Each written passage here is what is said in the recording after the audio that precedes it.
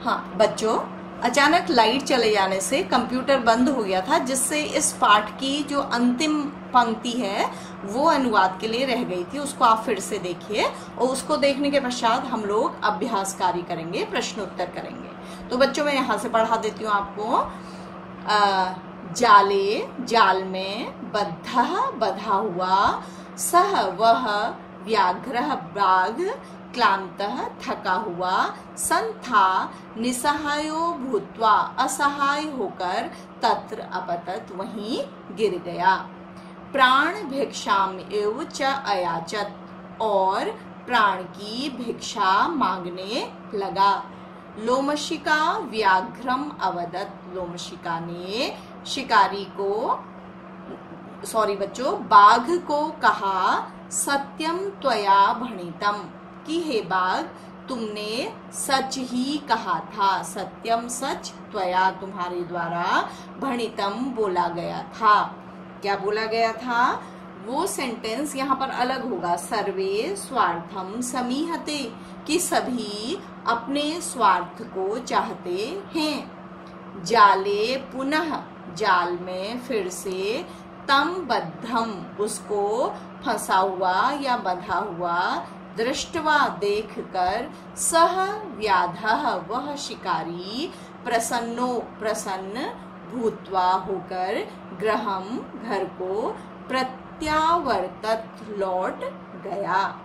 तो जाल में फिर से या दोबारा उसे बंधा हुआ देखकर वह शिकारी प्रसन्न होकर अपने घर को लौट गया। तो इस कहानी से आपको क्या शिक्षा मिलती है कि कभी भी मुसीबतें बच्चों बता के नहीं आती हैं। हर बार मुसीबत का स्वरूप अलग होता है। तो जब भी हमारे जीवन में कोई मुसीबत आए या हम किसी कठिनाई में फंस जाएं, किसी कठिन परिस्थिति में हो, तो अपने दिमाग से सोचकर हमें कोई भी उपाय से अपने प्राणों की, अपने जीवन की रक्षा करनी चाहिए। तो ये कहानी ये बताती है। इससे ये मतलब नहीं कि ये बाघ को कुछ बताती है या शिकारी को कुछ बताती है। ये हम लोगों के लिए, हमारे छात्रों के लिए एक शिक्षा देने वाली कहानी है कि हमें हमेशा तैयार रहना चाहिए कि कभी भी मुसीबत हमारे जीवन में आ सकती है और उसका हमें किस तरह से सामना करना है। कैसे सामना करना है? हमें प्रत्युत्पन्न मति से उसी समय अपनी बुद्धि का प्रयोग करके उसका सामना करना है। अब बच्चों इस पाठ के जो प्रश्न उत्तर है वो मैं आपको करवाने जा रही हूँ। आप देखिएगा, आपने आज इस पाठ का पूरा अनुवाद लिखना है, जो कि मेरे द्वारा कक्षा के साथ ही भेजा गया है। शब्द अर्थ आप पहले लिख चुके हैं। अब आपको कुछ प्रश्न उत्तर करने हैं और इसमें से बच्चों आपको जो कॉपी में करने हैं, केवल प्रश्न नंबर 2 जो है आपका संस्कृत में बड़े उत्तर जो है वो आपको कॉपी में करने हैं और आपको सारा एक्सरसाइज जो है वो बुक में करनी है, कॉपी में नहीं करनी है। ठीक है?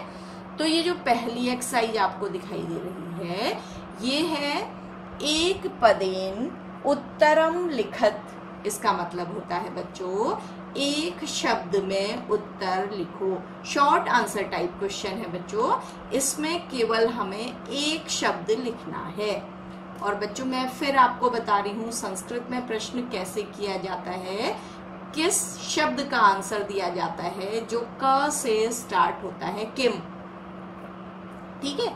तो पहला आपका क्वेश्चन है, आपके सामने है, देखिए। व्याधस्य नाम किम आसीत? शिकारी का नाम क्या था? तो आपको केवल एक शब्द यहाँ पर लिखना है। इसके आगे आप पेंसिल से लिखेंगे केवल चंचलः। आपको पूरे क्वेश्चन का पूरा आंसर नहीं देना है क्योंकि यही लिखा है कि एक शब्द में उत्तर दीजिए। तो आपका आंसर होगा चंचलः, उसमें विसर्ग जरूर होगा। ठीक है? अगला आपका क्वेश्चन है चंचलः व्याघ्रम कुत्र दृष्टवान? चंचल ने व्याघ्र को, बाघ को कुत्र कहाँ दृष्टवान देखा? कहाँ देखा बच्चों? जाल में। तो आप कुत्र की जगह पर आंसर लिखेंगे, लेकिन आंसर एक ही शब्द का होगा तो लिखेंगे जाले। ठीक है। अगला है विस्तृते जाले कह बद्धा आसीत। विस्तृत बड़े जाल में कह कौन, बद्ध आसीत कौन बंध गया था। तो क्या लिखना है आपको, आपके ऊपर ही आंसर है, क्या है, व्याघ्र। खाली यहाँ पर क्या लिखना है पेंसिल से, व्याघ्र। आप पेन मत चलाइएगा बुक में, जब भी आप बुक खरीदेंगे तो पेंसिल से करिएगा बच्चों। अगला है बद्री गुल्मानाम पृष्ठे का नीलीना आसीत। बेर की झाड़ियों के पीछे कौन छिपी हुई थी। तो आपको क्या लिखना है यहाँ पर, लोमशिका। यहाँ पर क्या लिखना है, लोमशिका यानी कि लोमड़ी। ठीक है। तो बद्री यानी कि बेर की झाड़ियों के पीछे लोमड़ी छिपी हुई थी, खाली आपको लोमड़ी लिखना है। अनारतम लगातार कूर्दनेन कूदने से कह कौन श्रांतः थक अभवत थक गया था। तो कौन थक गया था बच्चों, व्याघ्र। तो आपको यहाँ पर क्या लिखना है, व्याघ्र। मैं आपको उत्तर भी इसके भेज रही हूँ, तो अगर आपको समझने में थोड़ा सा दिक्कत हुई हो तो आप वीडियो को फिर से चलाइएगा या कक्षा के साथ जो क्वेश्चन भेजे हैं उनसे आंसर को देखिएगा। और बच्चों ये लिखने ही नहीं है, ये एक दो बार देखने से याद भी करने हैं, क्योंकि ये सारे एक एक शब्द हैं, इनको याद करना कठिन नहीं है। और ये सब हमने अपनी कहानी में पढ़ा भी है। अब जो ये आपका प्रश्न नंबर 2 आ रहा है बच्चों, क्वेश्चन नंबर 2, ये आपको अपनी कॉपी में भी लिखना है। ये ध्यान रखिएगा कि क्वेश्चन नंबर 1 बुक में करना है, क्वेश्चन नंबर 2 कहाँ करना है, कॉपी में करना है। तो पहला हम लेते हैं क्वेश्चन, चंचलेन वने किम कृतम। चंचलेन चंचल के द्वारा वन में क्या किया गया। बच्चों चंचल ने वन में क्या किया बताओ, हिंदी में बताओ, जाल फैलाया। तो आप इसको बुक से देखेंगे, मैं भी बता रही हूं आपको क्या लिखेंगे। अब सबसे पहले आप क्या होगा, आपको ये चंचलेन वने किम कृतम, आपको केवल एक शब्द हटाना है, किम, और यहाँ पर अपना आंसर भरना है और पूरा क्वेश्चन उतार देना है वैसे ही। और ये क्वेश्चन मार्क जो है इसे क्या कर देना है, हटा देना है, तो आपका काम पूरा हो जाएगा। तो चंचलेन वने किम को हटा दिया है, जो जगह खाली है वहां लिख देंगे जालम विस्तीर्यम। ठीक है। ये विस्तीर्यम शब्द आपको कहाँ मिल जाएगा, आपकी बुक में आपने पढ़ा है वहां मिल जाएगा, और दूसरा जो मैं आपको आंसर्स भेज रही हूँ उसमें भी मिल जाएगा। बच्चों गलत कॉपी मत करिएगा, सही सही कॉपी करिएगा। ठीक है। धीरे धीरे काम करिएगा, अच्छी हैंड राइटिंग में सही काम करिएगा। ठीक है। अगला हम क्वेश्चन लेते हैं, व्याघ्रस्य पिपासा कथम शांता अभवत। बाघ की प्यास कैसे शांत हुई। तो आपको लिखना है, पूरा क्वेश्चन ऐसे लिखना है, कथम की जगह पर लिखना है जलम पीत्वा, पानी पीकर। केवल 2 शब्द लिखने हैं, व्याघ्रस्य पिपासा जलम पीत्वा शांता अभवत। बाघ की प्यास पानी पीकर शांत हो गई। अगला क्वेश्चन है, जलम पीत्वा व्याघ्रः किम अवदत्। जल पीकर बाघ क्या बोला। आपको क्या हटाना होगा, किम। तो आप लिखेंगे जलम पीत्वा व्याघ्रः अवदत्, डैश करेंगे, लिखेंगे इदानीम अहम त्वाम खादिष्यामि। जल पीकर बाघ बोला कि मैं तुमको खाऊंगा। ठीक है। देन अगला क्वेश्चन, चंचलः मात्र स्वसः इति काम संबोधितवान। चंचल ने मौसी यह संबोधन किसके लिए किया। आपको क्या हटाना पड़ेगा, काम, और यहाँ पर लिखना पड़ेगा लोमशिकाम। तो आपका पूरा उत्तर हो जाएगा चंचलः मात्र स्वसः इति लोमशिकाम संबोधितवान। पूरा उत्तर हो गया आपका। अगला है जाले, जाल में पुनः दोबारा बद्धम बंधकर व्याघ्रम दृष्ट्वा व्याघः किम अकरोत्। जाल में फिर से बंधे हुए बाघ को देखकर शिकारी ने क्या किया। तो आपका होगा, आपको क्या हटाना होगा, किम। तो आप लिखेंगे जाले पुनः बद्धः व्याघ्रम दृष्ट्वा व्याधः गृहं प्रत्यावर्तत। ये आपको आखिरी लाइन में मिल जाएगा प्रत्यावर्तत शब्द। ठीक है, मतलब जाल में दोबारा बंधे हुए बाघ को देखकर शिकारी घर को लौट गया।